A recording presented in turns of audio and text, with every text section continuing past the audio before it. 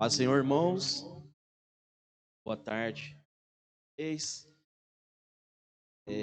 Como vocês sabem, a gente está vivendo a plenitude. O Espírito Santo de Deus colocou no coração do nosso pastor um tema. Ele mesmo já falou aqui, mas estamos estudando, meditando sobre o tema idolatria. Eu já falei isso algumas vezes, eu acho que outras pessoas que vêm aqui, não sei se vocês sabem, mas sempre que um pregador ou uma pessoa vem falar algo da parte de Deus, a palavra primeiro moe, destroça o coração do pregador, para que isso vire tema para a comunidade, isso possa ter bênção para vocês. E eu meditando sobre o tema idolatria, eu pesquisando sobre um pouco mais sobre esse assunto, eu percebi que não teria tema melhor para a gente estudar no ano da plenitude. Desde que eu estou aqui no DB, eu acho que é a primeira vez que a gente fica tanto tempo num tema só. Mas o Espírito Santo tem um propósito com isso, irmãos. Porque idolatria é o único pecado que pode fazer com que você não viva a sua eternidade ao lado do Pai. Diga para o seu irmão aí, para ele saber, repita comigo. A idolatria é o único pecado que pode te roubar a eternidade com Deus. Eu vou voltar depois nessa afirmação que eu fiz, eu vou discorrer aqui um pouco da minha ministração e depois vocês vão entender por que eu afirmo isso. Eu dei um título para essa mensagem, eu dividi ela em duas partes, eu dei um título nela, Derrubando os ídolos das nossas vidas. Bom, vou dividir ela em duas partes. A primeira eu vou recapitular um pouco das pregações que já foram das iniciais até aqui. E a segunda parte, como fazer todos os ídolos das nossas, como desfazer todos os ídolos das nossas vidas. Eu dividi essas duas partes porque, assim, quando o pastor Dé veio falar, olha, estamos falando sobre idolatria, vai estudando e tal, e ele não me chamava para pregar, e passou um, passou outro. Eu falei, estou ficando para o final, é difícil porque todos já estão falando, eu vou ser repetitivo, porque é um tema que, né, é idolatria. Então, tipo, todo mundo já está falando, eu vou ser o último, ou não, mas eu vou ficar lá para o final, e o que eu vou falar? Né? Então, eu até peguei, e aí o Espírito Santo confortou meu coração, e para piorar, as primeiras pregações, como vocês sabem, nós acabamos de ter um filho. As primeiras ministrações eu não estava aqui, calhou justamente nas 2 primeiras semanas pós-nascimento do Felipe. Aí eu falei, eu não estou lá, grande chance de falar a mesma coisa que eles falaram lá. E o Espírito Santo falou no meu coração uma coisa, ele falou assim, você não sabe que a minha palavra se renova a cada manhã? Porque, de novo, a gente quer trazer, né? A gente quer falar alguma coisa, a gente sabe que tudo aqui é obra do Espírito Santo, mas a gente quer se preparar, a gente quer algo novo, a gente vem para cá querendo, Deus me usa para falar algo novo para essa comunidade, para ser algo novo na vida deles. E o Espírito Santo falou, a minha palavra se renova, confia em mim, estuda, deixa eu trabalhar. Aí a segunda coisa que ele falou assim, da mesma forma como você não estava nos primeiros cultos, podem ter pessoas que não estavam no primeiro culto, também precisa ouvir novamente o que tem para ser dito. E a terceira coisa que ele falou ao meu coração é, às vezes você precisa ouvir a mesma palavra 1, 2, 3, 4, 5 vezes, até cair a ficha, você tomar uma atitude de mudança. Então vai, fica tranquilo, meu Espírito Santo que faz a obra. E aí eu comecei, né? Então, mas para deixar todo mundo na mesma página, eu tive que ouvir as ministrações que eu não estava aqui. Graças a Deus temos a tecnologia, o YouTube hoje, então, assim que chegou a mensagem do pastor dela, eu fui ler, que bênção de mensagem. Vamos recapitular um pouco aqui da ministração do Dé. Cristão evangélico, nós mesmos, a gente, nós somos idólatras? Estou recapitulando, eu quero que vocês respondam. Vai, participa. Somos ou não? Sim, somos idólatras. Então, se nós somos idólatras, o que é idolatria? Talvez tem pessoas aqui que estão nos visitando e não está na mesma página, né, da evolução que nós tivemos, porque o Dé deu uma aula do que é idolatria. É só para todo mundo ficar na mesma página. O que é idolatria? Vai, de uma forma rápida.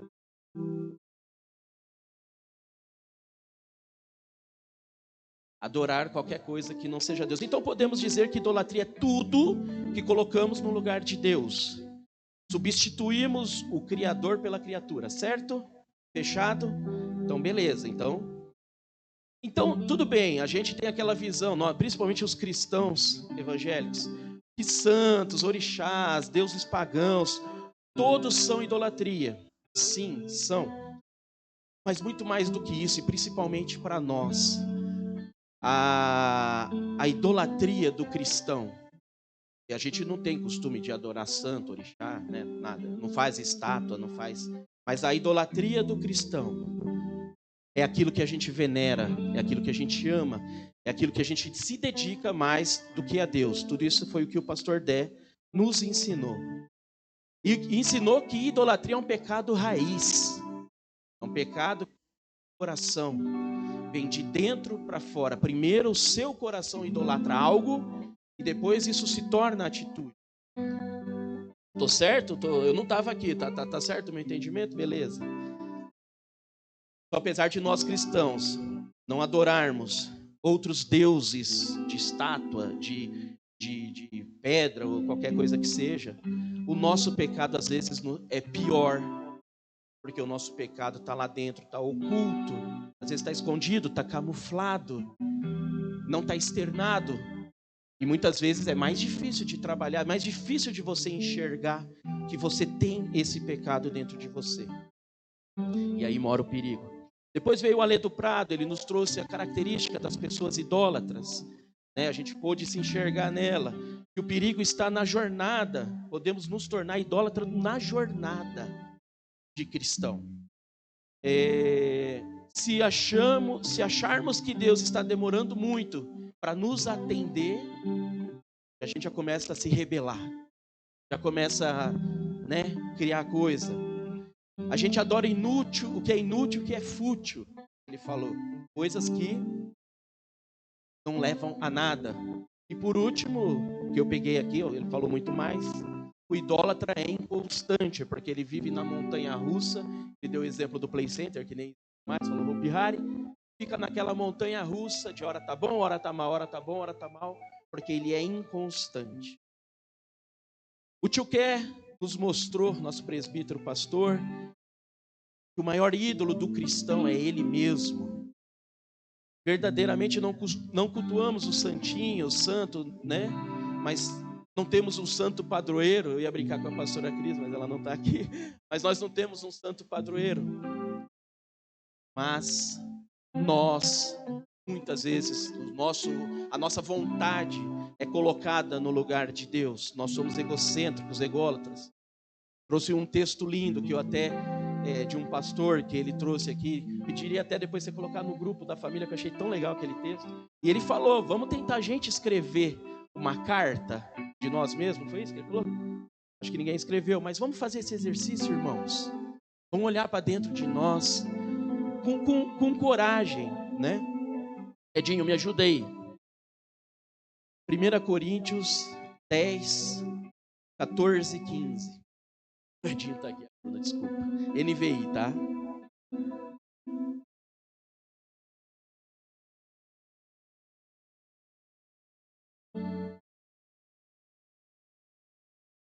Tem aí? Por isso, meus amados irmãos, fujam da idolatria. Estou falando a pessoas sensatas. Julguem vocês mesmos o que estou dizendo. Aqui Paulo está falando aos coríntios. Ele estava falando para uma igreja cristã, ele não estava falando para uma igreja pagã. Ele mesmo, Paulo, alerta aos cristãos: fujam da idolatria. Porque ele, Paulo, já sabia que a maior idolatria poderia ser aquela oculta. E essa idolatria faria talvez com que você perdesse toda a jornada que você teve ao lado do Senhor. E aí, 1 João 5, do 20 e 21. Então está mais do que claro que idolatria, sim, é um pecado praticado pelo cristão, certo? Sabemos também que o Filho de Deus veio e nos deu entendimento, para que conheçamos aquele que é verdadeiro. E nós estamos naquele que é verdadeiro, em seu Filho Jesus Cristo. Esse é o verdadeiro Deus e a vida eterna. Filhinhos, guarde-se dos ídolos. Aqui também João, alertando sobre ídolos, sobre idolatria. Então, o pecado de idolatria... Alguém pode ir, por favor?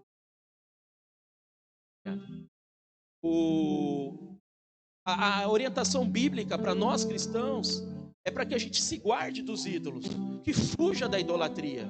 Esse pecado nos cega. Aprendemos aqui com eles que a gente se dá ao nosso ídolo. A gente faz as coisas colocando no lugar de Deus algo que nos preenche, né? Então, por isso que naquela frase que eu disse, lembra que eu disse no início? Nesse ano da plenitude, se a gente quer ser pleno no Senhor, não teria tema melhor para a gente estudar. Porque a gente vai precisar, como Paulo disse, olha para dentro de você mesmo, com sinceridade.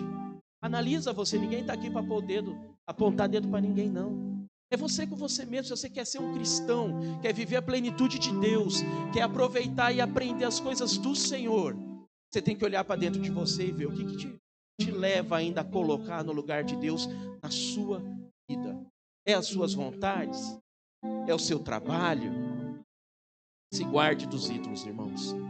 Bom, vamos, Bruninha, Êxodo 20, 3 ao 6. Por que isso é tão perigoso e por que essa ordenança é tão importante para nós de fugir dos ídolos? Pelos próprios 10 mandamentos. O próprio Deus escreve a Moisés e diz assim: não terás outros deuses além de mim. Não farás para ti nenhum ídolo, nenhuma imagem ou qualquer coisa no céu, na terra ou nas águas embaixo da terra. Não te prostrarás diante deles, nem lhes prestará culto, porque eu, o Senhor, o teu Deus, sou um Deus zeloso, que castiga os filhos pelos pecados de seus pais, até a 3ª, 4ª geração daqueles que me desprezam. Mas trato com bondade até 1000 gerações aos que me amam e obedecem os meus mandamentos. Mateus 22, 37 e 38, por favor. Obrigado.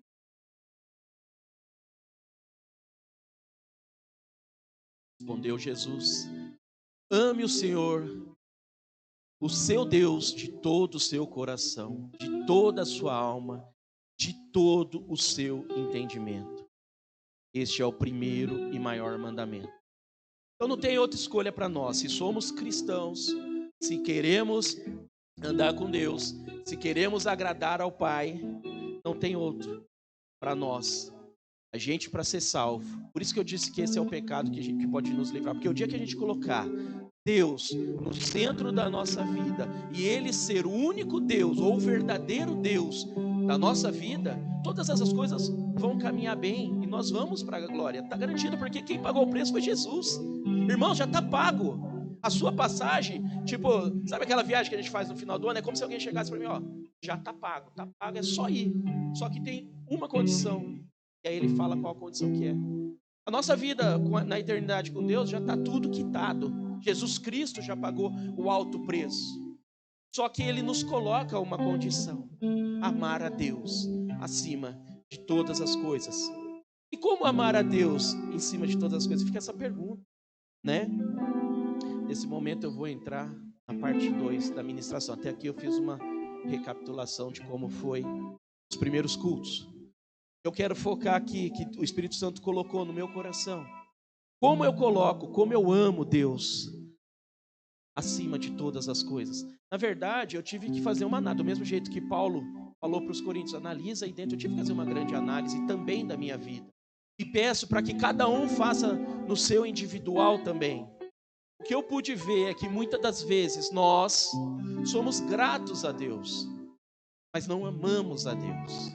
A gratidão, o Dudu veio aqui dar um lindo testemunho. Tenho certeza que o coração dele está cheio de gratidão. E é para estar mesmo, porque Deus é bom. Deus nos abençoa, Deus nos dá ar para respirar, Deus nos prospera, Deus nos ajuda. E nós somos gratos. Mas amar, vem no coração uma pessoa que você ama incondicionalmente. Vê se é assim que você trata a Deus. Claro que nós amamos a nossa família. Aconteceu um caso, né, recentemente, eu acho que muitos sabem, pelo menos quem está no grupo da Casa da Oração comigo. Eu trabalhando num dia, eu acho que foi uma segunda-feira, não me lembro bem a data. Todo dia, 9h30 da manhã, trabalho no Banco Safra. Eu tenho uma reunião de equipe, onde eu conduzo a reunião. Olha, nosso dia vai ser assim, assim, assim, assim, tal, beleza.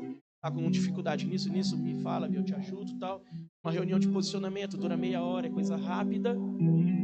E aí acabou a reunião, não tinha dado nem bom dia ainda para a Natália, para os meninos, porque como eu durmo até mais tarde, eu acordo 5 minutos antes da reunião, abro o computador, faço a reunião. Depois dessa reunião que começa meu dia. Eu levanto da cama, aí falo com a Natália e tal. Assim que acabou a reunião, tocou meu celular.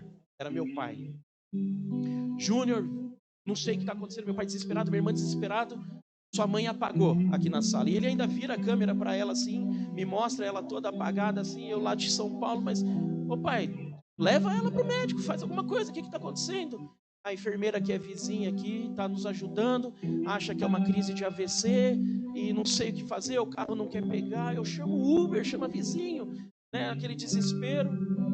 Aí, tá bom, desliga o telefone, fui tomar um banho rápido, saí. Eu nem falei com ninguém do trabalho, simplesmente peguei o carro, vim embora. Cheguei, aí no caminho, já vim orando a Deus, pedindo a Deus para que tivesse misericórdia, isso, aquilo outro. Quando chegou em Suzano, vimos, graças a Deus, não era uma crise de AVC, foi simplesmente uma queda de pressão. Ela está com alguns probleminhas de saúde que ela está tratando, mas onde eu quero chegar? Amados, eu não vi nada na minha frente. O amor que eu tenho pela minha mãe fez com que eu simplesmente parasse o meu dia.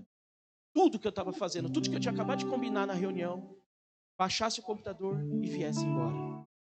Agora eu te digo, às vezes a gente tem essa mesma atitude com Deus.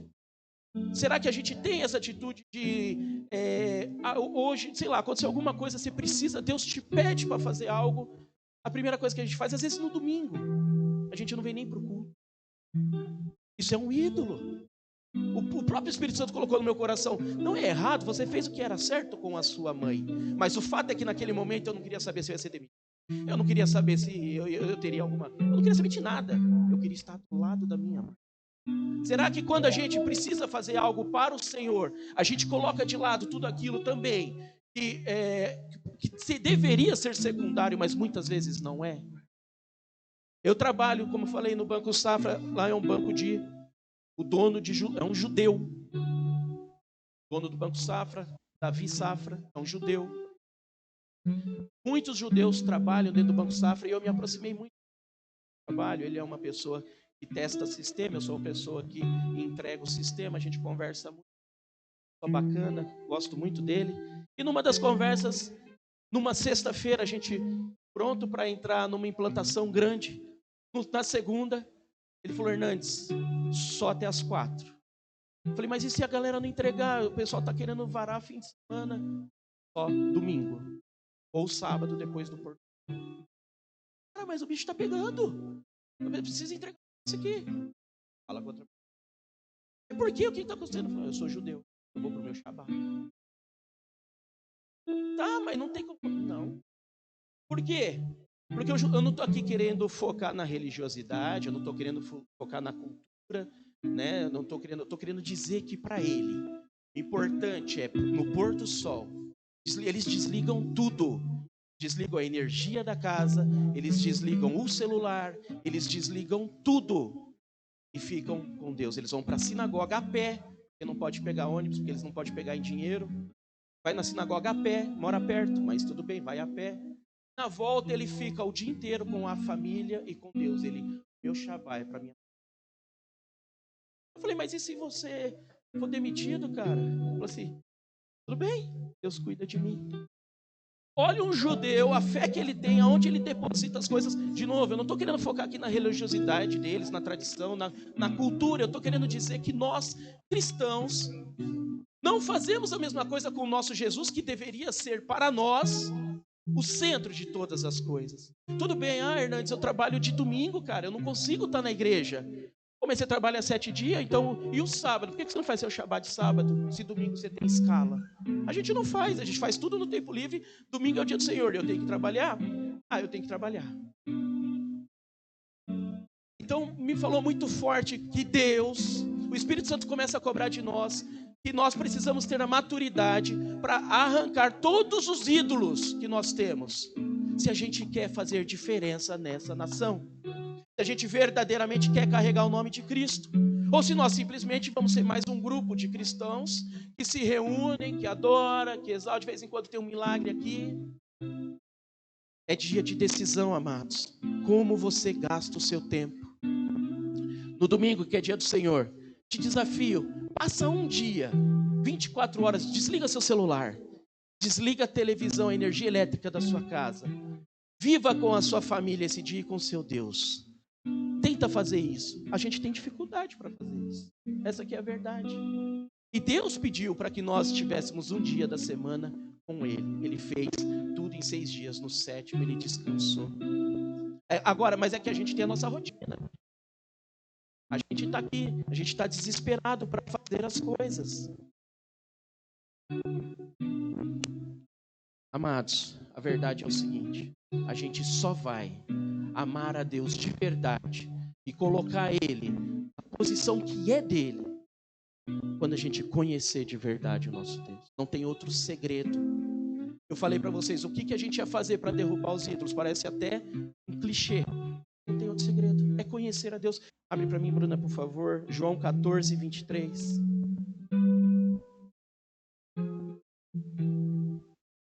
Respondeu Jesus: se alguém me ama, obedecerá a minha palavra. Meu Pai o amará. Nós viremos a ele e faremos morada nele. Abre para mim, por favor. Jeremias 9, 23, 24. Assim diz o Senhor: se glorie o sábio em sua sabedoria, nem o forte em sua força, nem o rico em sua riqueza. Mas quem se gloriar, glorie-se nisto, em compreender-me e conhecer-me, pois eu sou o Senhor, e ajo com lealdade, com justiça, com retidão sobre a terra, pois é destas coisas que me agrado, declara o Senhor. Amados, a verdade é que não tem mais por onde escapar para nós.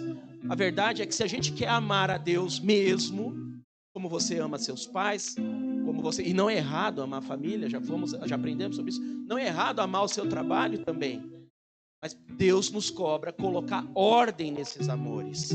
O amor de Deus ele não vai negociar, o lugar dele ele não vai negociar. O Paul uma vez ministrou, eu já contei para algumas pessoas, aquilo mexeu tanto comigo, ministrou na canção mesmo, ele falou algo. Ele falou assim que é lícito e é bom que todos nós trabalhemos, mas para não fazermos do nosso trabalho nossa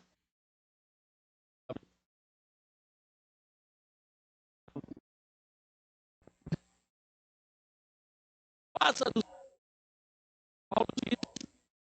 Paulo diz, completei a carreira, guardei a fé. A carreira de Paulo era proclamar o evangelho. Então quando o Paulo falou aquilo para mim, ele falou assim: é lícito que você trabalhe. O seu trabalho, não estou falando para sair do trabalho agora, não, mas não faça do seu trabalho a sua carreira. A sua carreira tem que ser proclamar o evangelho, conhecer a Deus. Se você é sábio, não se glorie da sua sabedoria. Se você é rico, não se glorie da sua riqueza. Se você ama sua família, não se glorie disso. A sua glória é conhecer a vontade de Deus, compreender Deus. E não tem outro jeito da gente conhecer algo, compreender algo, sem se derrubar nele, na palavra dele, mergulhar fundo nos estudos dele. A ponto que, se nós queremos ter esse Deus dentro de nós, queremos dar a ele o lugar que é dele, De fato, todo culto, a gente deveria ansiar por estar nele, para estar perto dele, para aprender dele. Todo estudo de terça-feira, cara, deveria cair o Teams lá, não é Teams, é o Zoom, porque de tanta gente que tinha, para aprender dele, para amar ele. Amor é assim que a gente evolui, é no conhecimento, é na troca de experiência, é na intimidade. Oséias 6:3, por favor. Conheçamos o Senhor, esforcemo-nos para conhecê-lo. Vai depender do nosso esforço também. A gente precisa se esforçar. Tão certo como nasce o sol, ele aparecerá, virá para nós como chuvas de inverno, como as chuvas de primavera que rega a terra. Ou seja, se você se esforçar para conhecer o Senhor, tão certo como a chuva vem no inverno, o Senhor vem para você também, o conhecimento do Senhor vem para você, o amor do Senhor cresce dentro de você. Aí que você começa a ficar apaixonado por Deus, e não aquela paixão momentânea porque recebeu um milagre, recebeu uma cura. Isso é passageiro. E se acontecesse com nós? Analise você. Eu analisei já para mim o que aconteceu com Jó. Perder tudo. Como que a gente reagiria? Hoje falando, né, já passou, Jó foi vitorioso. A gente saber no final da história é mais fácil. Precisamos conhecer. 2 Pedro 3, 17 e 18. Portanto, amados, sabendo disso, guardem-se para que não sejam levados pelo erro dos que não têm princípios morais, nem percam a sua firmeza e caiam. Cresçam, porém, na graça e no conhecimento do nosso Senhor e Salvador Jesus Cristo. A Ele seja a glória, agora e para sempre. Amém. Jó 42, 1, 5. Então Jó respondeu ao Senhor: sei que podes fazer todas as coisas, nenhum dos teus planos pode ser frustrado. Tu perguntaste: quem é esse que obscurece o meu conselho sem conhecimento? Certo é que falei coisas que eu não entendia, coisas tão maravilhosas que eu não poderia saber. Tu disseste: agora escute, e eu falarei. Vou fazer-lhe perguntas e você me responderá. Meus ouvidos já tinham ouvido a teu respeito, mas agora os meus olhos te viram. Conhecimento do Senhor. Em outras traduções diz que antes eu conhecia de te ouvir falar, agora de contigo andar. Precisamos buscar essa caminhada, essa jornada com Deus, lado a lado, para poder chegar nessa maturidade de amor. Ano da plenitude. Deus está nos trazendo um tema, o Espírito Santo de Deus coloca um tema no coração do pastor, para que a igreja seja impactada e verdadeiramente a gente venha conhecer do que a gente fala, porque às vezes a gente fala como Jó falou. Eu falava e nem sabia dessas coisas tão maravilhosas. Às vezes a gente fala, mas a gente não vivencia isso. E aí qualquer balança também, aí vive na montanha russa da inconstância.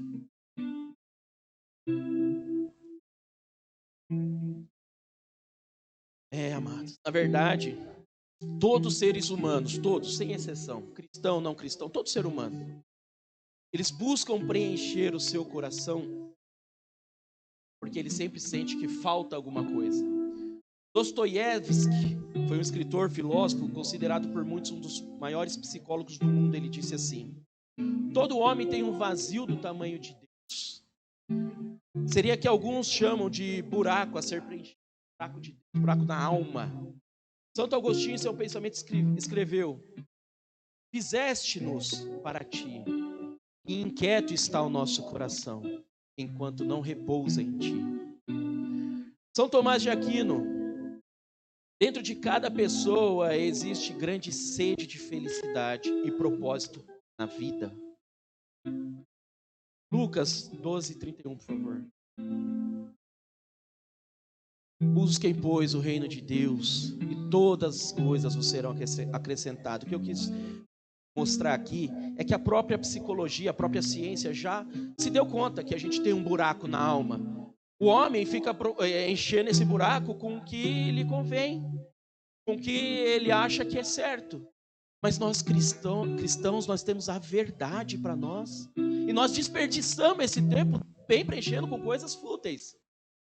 A gente tem a verdade do nosso lado, a gente tem o manual da vida na nossa mão. A gente lê pouco a Bíblia. Eu lembro que, eu sempre, já falei isso também, eu nunca gostei muito de estudar. Eu gostava que pessoas me ensinassem. Então, no colégio, sempre me dei bem, porque a hora que eu queria aprender, e eu tive excelentes professores, e se não tivesse, talvez eu teria aprendido menos. Eu parava, olhava, aprendia. Mas eu ia atrás no livro, né? Pesquisar, conhecer, consultar. Ontem eu orando a Deus, fazendo essa ministração, falei, Deus, eu vejo umas pessoas pregarem, e você fala, uau! Ele leu, e o Espírito Santo revelou algo tão transformador para ele, e eu trouxe para a minha vida, às vezes, o conhecimento que eu tenho da palavra, às vezes, de ouvir outras ministrações. Eu falei, Deus, eu quero conhecer assim, eu ler e a revelação vir a mim. Não vinha outro e ele me contar, e agora eu sei dessa revelação. O Espírito Santo me falou, ora, leia. Por mais que você fala que a gente não precisa, a gente fala ler, mas tem aplicativo de áudio, tem isso. Se a gente não buscar essas disciplinas espirituais, a gente sempre vai depender de alguém vir falar algo para você e você entender. Isso não é conhecer a Deus. Conhecer a Deus é você ter intimidade. O próprio Jesus Cristo, que veio 100% homem nessa terra, teve que, eu dei um bebezinho agora, né? Eu fico vendo, teve que ter uma mãe para amamentar, educar, não sabia falar, teve que passar pelo beabá, aprender tudo. Ele ficou, depois que ele se tornou consciente, quase até os 30 anos se preparando para fazer o que ele veio para fazer, tendo primeiro relacionamento com o Pai. Só aprendendo de Deus, indo para deserto, fazendo jejum. E ele era o próprio Deus, mas ele teve que passar pelo que eu e você passa. A gente tem que ter essa busca, a gente tem que se esforçar, porque ele se esvaziou de si, de tudo, de toda a sua onisciência, onipotência, onipresença, para habitar um corpo humano, para ser como eu e você. E ele precisou passar por todo esse processo que hoje eu e você precisamos passar também, para fazer a obra. Se você não quiser também, você não vai fazer, não tem problema. Para ser espiritual, tanto que se desgovernou com rebeldia, com pecado.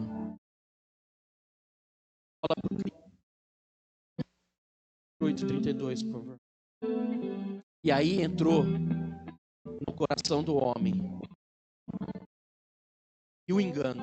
Por isso que o coração do homem é enganoso. Além do mais, visto que desprezaram o conhecimento de Deus, ele os entregou a uma disposição mental reprovável para praticarem o que não deviam. Tornaram-se cheios de toda sorte de injustiça, maldade, ganância e depravação.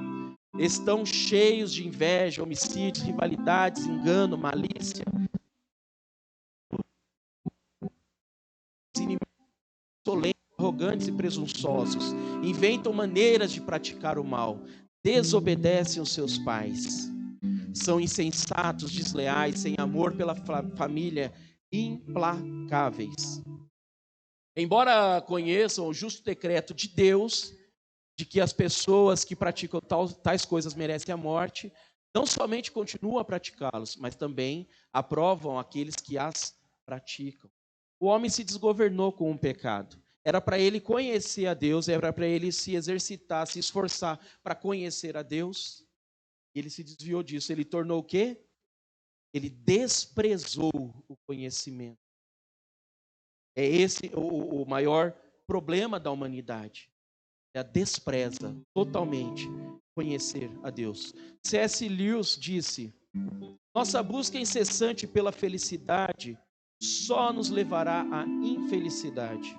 Porque o sofrimento é inerente da vida humana. Eu preciso compreender que nossa pátria não é aqui, que nossa pátria está nos céus. Somos forasteiros e peregrinos nessa terra. E para compreender melhor isso, eu preciso da ajuda do Espírito Santo de Deus. É o Espírito que nos leva à intimidade com Deus e nos deixa em condições de relacionarmos com Ele. Então, amados, esse relacionamento com Deus só vem através do Espírito Santo. O homem vai continuar sempre tendo esse buraco, não vai ter jeito. E para preencher esse buraco, ou a gente preenche com o que é certo, ou a gente vai colocar um monte de ídolo nele. Vamos virar idólatras. Não tem jeito, não tem meio termo. A gente precisa do Espírito Santo de Deus. Para acabar com os ídolos, amar a Deus acima de todas as coisas, precisamos conhecê-lo verdadeiramente.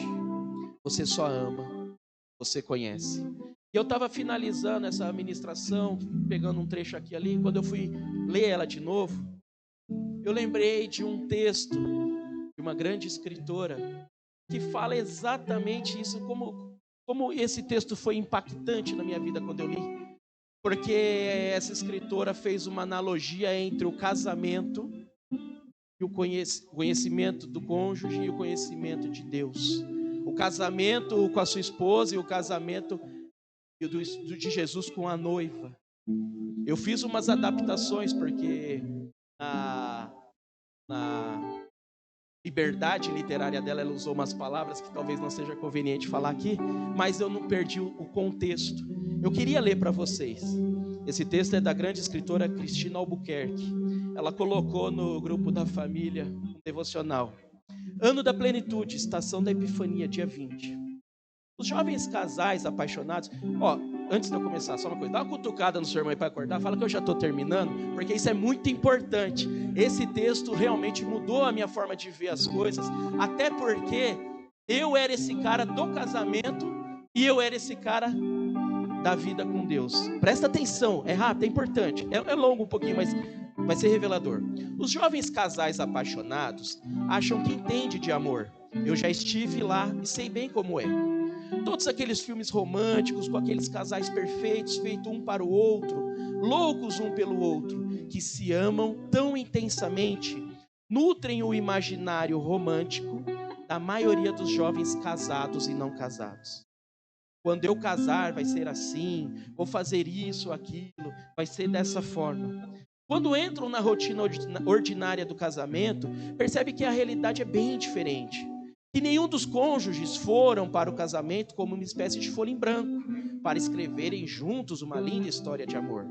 E além disso, há muitas demandas, né? Muito serviço doméstico, contas para atrapalhar o romance.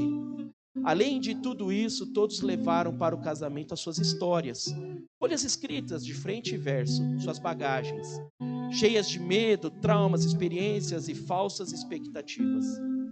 Filme de amor acaba bem rapidinho, vira filme de terror. Bem-vindos à realidade. A coisa toda já começa na lua de mel, que vira rapidinho uma lua de ferro. Eu explico. São dois estranhos que vão fazer coisas estranhas sem saber por onde começar. Isso para os cristãos. Mesmo que tenham experiência anterior, que é absolutamente errado. Ninguém conhece o outro.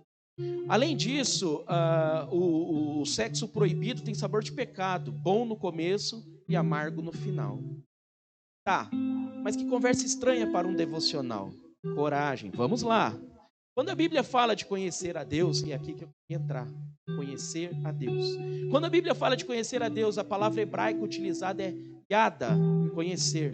A mesma palavra utilizada para Adão, conheceu Eva. Coabitou, teve relações sexuais. A Bíblia diz que devemos conhecer e prosseguir em conhecer ao Senhor. Uma experiência mística pode ocorrer na sua jornada, mas ela não será capaz de manter a sua fé e fidelidade a Deus. Assim como um bom sexo ocasional não será capaz de manter o seu casamento. É necessário uma longa jornada. Não progredir na vida espiritual é o mesmo que regredir. Diz o irmão Lourenço. Por que novatos te deixam para trás? Pela permanência, pela dedicação e tudo mais que já citei. Aí me veio na cabeça até a Amber, né? Que está naquela ansiedade de conhecer. E outras pessoas já estão ficando para trás. Muitos casamentos são ruins, porque os cônjuges têm a mesma disposição que a maioria dos crentes em conhecer a Deus. Nenhum empenho, nenhuma dedicação, nenhuma perseverança vão empurrando seus casamentos e vão empurrando seus relacionamentos com Deus. Um casamento feliz, de uma intimidade de alto nível, exige conhecimento, dedicação, abnegação, altruísmo e, sobretudo, exige tempo. Muito tempo. Um casamento é construção para a vida toda, assim como o nosso relacionamento com Deus. O problema é que não temos tempo para nada. Na verdade, não temos porque o tempo não é nosso. Somos apenas péssimos gestores do tempo. Não se engane, teremos que prestar contas de cada segundo que foi concedido. Espero que você entenda onde estou querendo chegar. Aí ela coloca aqui, 1 João 2, 3 a 4, na NVA. E nisto sabemos que temos conhecido, se guardamos os seus mandamentos. Aquele que diz, eu o conheço, mas não guarda os seus mandamentos, esse é mentiroso, e a verdade não está nele. Não adoramos a Deus, não honramos a Deus, não vivemos para a glória de Deus, pelo simples fato de não conhecermos. Não nos dispusemos isso. Trabalhoso, exige disciplina e tempo. E na boa, não estamos interessados. Temos outras prioridades. Queremos comer uma comida de restaurante 3 estrelas Michelin e vestir no tempo de preparo de um miojo. Gente, não vai rolar. Quando Isaías viu a Deus e disse, ai de mim, precisamos estar perto da luz o suficiente para nos vermos. Senão ninguém se enxerga. Você ainda se acha bom, inocente, quer dizer, delinquente? A segunda fala de Isaías foi, eis-me aqui, envia-me a mim. No conhecimento do irresistível, não existe outra resposta senão rendição. Só para constar, Isaías já era um profeta. E essa experiência ele teve porque já tinha uma caminhada, já caminhava numa jornada de conhecimento de Deus. Não é mágica, é jornada. Entende? É uma jornada em que Deus vai nos transformando no relacionamento com Ele, no conhecimento do Santo. A gente peca adoidado porque não conhece a Deus e não percebe a sua presença. Ela falou, Abraão percebeu a presença de Deus. O nosso sucesso, verdadeiramente, para o Pai, é perceber a presença de Deus e dar tudo a Ele. A gente peca doidado porque não conhece a Deus, não percebe a sua presença. Deus é onipresente, seus olhos estão em todo lugar. E você com medo de uma pessoa ou outra ver você pecar. Cara, o Todo-Poderoso está do seu lado. Quando você está vendo porcarias na internet, você entende a gravidade? Onde você pode se esconder de Deus, mas está tudo bem, porque você não o percebe. O fato é, aquele que diz, eu o conheço, mas não guarda os seus mandamentos, esse é mentiroso, e a verdade não está nele. Somos iguaizinhos à mulher samaritana, adoramos o que conhecemos, adoramos o que não conhecemos, não nos relacionamos o suficiente para conhecer, não conhecemos a Deus. Não conhecemos nossos cônjuges. Queremos intimidade sem responsabilidade. Queremos ser servidos, atendidos, supridos e blá, blá, blá. Já passou da hora de conhecermos a Deus e sermos verdadeiros adoradores. Cheios da plenitude de Deus, como um rio de água viva fluindo do seu interior. Já passou da hora de nós dedicarmos ao conhecimento conjugal e vivermos plenitude no casamento. Sabe de uma coisa? A história começou num casamento e vai acabar numa festa de casamento. A história começa no campo e acaba na cidade. Fala de progresso. Encantada com as revelações do ano da plenitude, você só vai amar Deus de verdade se conhecê-lo. Se liga nesse mistério. Vem para a festa você também. Amados, esse texto mexeu demais comigo porque tanto no meu casamento como na minha vida cristã, muitas das vezes eu sempre quis ser um servido mesmo. Eu não queria profundidade em detalhes assim. Chegou ao absurdo uma vez da minha esposa falar: você não sabe o que eu gosto para me dar um presente? E eu não sabia mesmo. Eu falei: o que eu vou dar para ela? O que ela está precisando? A minha esposa que vive comigo. E o nosso Deus? A minha esposa vive comigo e a gente não se esforça para conhecer. Imagine Deus que a gente não percebe a presença dele. A gente tem que perceber a presença de Deus e a gente tem que dar tudo a ele. Estou caminhando para o fim, amados. Abre 1 Reis 18, 21 para mim, por favor. O Espírito Santo nessa manhã, o que ele pede de nós é esforço para que conheçamos ele verdadeiramente, para que o lugar dele seja restaurado, para que o lugar que é de Deus não seja ocupado por ídolos, porque o buraco está lá, ele vai existir, e se a gente não preencher com Deus, ídolos vão preencher esse buraco. Elias dirigiu-se ao povo e disse: até quando vocês vão oscilar para um lado para o outro? Se o Senhor é Deus, siga-no. Mas se Baal é Deus, siga-no. O povo, porém, não respondeu nada. Nessa manhã, amados, a pergunta que o Espírito Santo faz para você: até quando? Até quando vamos oscilar? Não tem problema, se Deus é Deus para você, siga-o. Mas se não é, siga seu ídolo. Vai, siga Baal. O Espírito Santo coloca no meu coração uma coisa muito forte, do tipo assim: chega!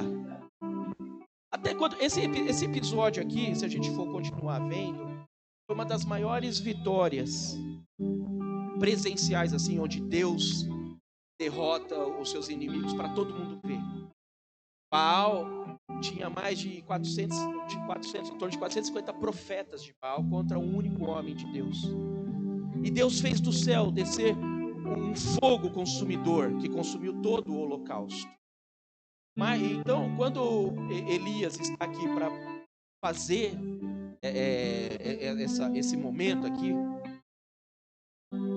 ele precisou restaurar o altar. 1 Reis 18:30, no mesmo, mais para frente. Então Elias disse: aproxime-se. O povo aproximou. E Elias reparou o altar, estava em ruínas. Hoje o altar de Deus é o nosso coração. Quando o nosso coração está em ruínas, ele está preenchido de vários ídolos. Tinha mais de 450 ídolos, profetas de Baal ali, contra um único homem que servia ao Senhor dos Senhores. E ele precisou reparar todo o altar para que o fogo consumidor viesse, destruísse todos os profetas, todos os artifícios de Baal, todos os ídolos que existiam naquele momento. E nessa tarde, o convite que eu te faço: vamos restaurar o nosso coração. Esse buraco que existe no nosso coração, vamos preenchê-lo com Deus. Vamos buscar e nos esforçar para buscar e colocar Deus no devido lugar em nossas vidas. É assim que vamos acabar com todos os outros ídolos. Não tem outro jeito. É restaurando o altar, deixando Deus vir com o seu fogo consumidor do Espírito Santo, preencher o lugar que é só dele. Se você é de Deus, siga Deus. Se você é de Baal, siga Baal. Para finalizar, Romanos 11, 33 até 36. Ó profundidade da sabedoria e do conhecimento de Deus. Quão insondáveis são seus juízos, inescrutáveis os seus caminhos. Quem conheceu a mente do Senhor? Ou quem foi seu conselheiro? Quem primeiro lhe deu para que ele o recompense? Pois dele, por ele, para ele são todas as coisas. A ele seja a glória para sempre. Vamos colocar de pé. O Espírito Santo de Deus pede a nós nessa manhã uma postura, uma decisão de reparar o altar, uma decisão de reparar o seu coração, uma decisão de se esforçar para conhecer o Deus Todo-Poderoso. Depende de você, é uma decisão.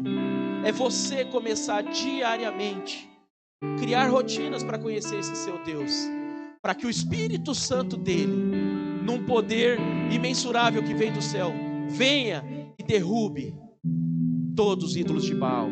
Pai querido, oh Deus, quão profundas riquezas, Senhor, é o seu conhecimento. Pai querido, tem misericórdia de nós nessa hora, nesse momento, nessa manhã, Senhor. Olhe para nós com um olhar, Senhor, de misericórdia, porque a sua palavra diz que se não te conhecemos, nós somos mentirosos. Pai, nós não queremos ser mais estes mentirosos, ó Pai. Queremos, Senhor, chegar ao ponto de falar: antes eu te conhecia de ouvir falar, mas agora de contigo andar, Senhor. Sonda o meu coração, Pai, e todo ídolo, toda altar que eu tenho levantado, as vontades que eu tenho cedido, todo pecado que tem me dominado, a mim e aos meus irmãos, queremos entregar no seu altar. Venha com o fogo, ó Pai, do céu, através do seu Espírito Santo, como o Senhor fez lá com os ídolos de Baal, Pai. Destrua todos os ídolos que aqui estão hoje, Deus. Ó Pai querido, eu quero restaurar o meu coração, o altar ao Senhor, e que o seu fogo consumidor venha e destrua, consuma, e que só tem espaço para ti, Deus. Pai querido, que na minha vida, na minha jornada, o conhecimento do Senhor e da sua palavra seja a minha prioridade, Senhor. Que eu continue em caminhar de conhecimento e graça. Dê, Senhor, a cada um dos meus irmãos a força necessária, a vontade necessária para estar nesse ponto, ó Pai, de buscarmos somente a Ti. Estamos vivendo o ano da plenitude, queremos ter o Senhor pleno em nós, mas para isso precisamos destruir todos os ídolos, tudo aquilo que nos prende, nos desfazer de toda idolatria. Ó Pai querido, que o meu eu não seja mais alimentado, ó Pai. Que eu te ame de todo o meu coração e com todo o meu entendimento, Senhor. Que meus irmãos encontrem, Senhor, em Ti o preenchimento para todo o vazio que o coração possa ter. Pai querido, sabemos que o Senhor tem uma promessa especial para cada um de nós, mas que não estejamos aqui atrás das promessas, que estejamos aqui pelo que o Senhor é, pelo seu senhorio, pela sua soberania. Ó Pai querido, queremos entregar tudo, estamos sentindo a sua presença nesse lugar, Pai, e não queremos perder a oportunidade, Senhor.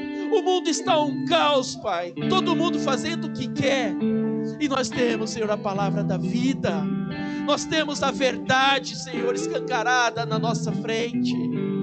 Que nós possamos, Senhor, deixar com que essa verdade nos molde, nos mude, nos transforme